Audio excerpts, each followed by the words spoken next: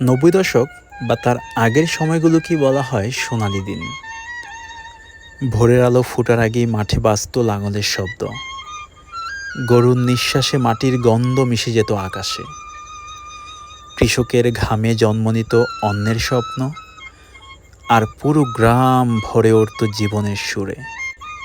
নদীর বুকে দুলত নৌকা, হাতে ছুঁড়ে দেওয়া হতো জাল, মাছ ধরার আনন্দে ভরে উঠত মুখগুলো।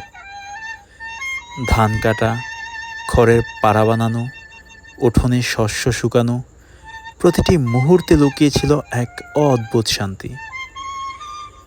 কামারের আগুনে জ্বলসে উঠত নতুন নতুন সরঞ্জাম, কারিগরের হাতের ছোঁয়ায় জন্ম নিত লাঙল কাস্তে।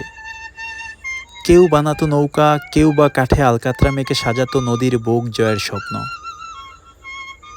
গ্রামের আনন্দ ছিল সহজ সরল, অথচ গভীর। পালকিতে চড়ে নববধূ যেত বরের বাড়ি, চারপাশে বাজত হাসি আর আনন্দের ঢেউ। মাটিতে বসে নাপিতের হাতে চুল কাটা, কিংবা ঝুড়ি মাথায় সবজি নিয়ে হাটে যাওয়া, এসবেই ছিল জীবনের সহজ সৌন্দর্য। জমিতে আগাছা বাছাই, কাঁচি দিয়ে ধান কাটা, পিটিয়ে পিটিয়ে ধান মারাই। শরীর ক্লান্ত হতো, তবু মন ভরত অদ্ভুত সুখে। গরুর দুধ হাতে দহন করা, গরুর গাড়ির শব্দে পথ কাঁপানো, কিংবা নদীতে গরু গোসল করানো, এসব ছোট ছোট দৃশ্যেই যেন লুকিয়ে ছিল এক মহা আনন্দ।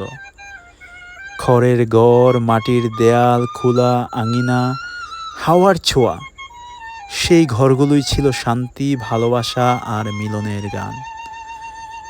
আজকের যান্ত্রিক আধুনিক জীবনের চেয়ে হাজার গুণ বেশি সুখ, হাজার গুণ বেশি শান্তি লুকিয়ে ছিল সেই ৯০ দশকের দিনগুলোতে।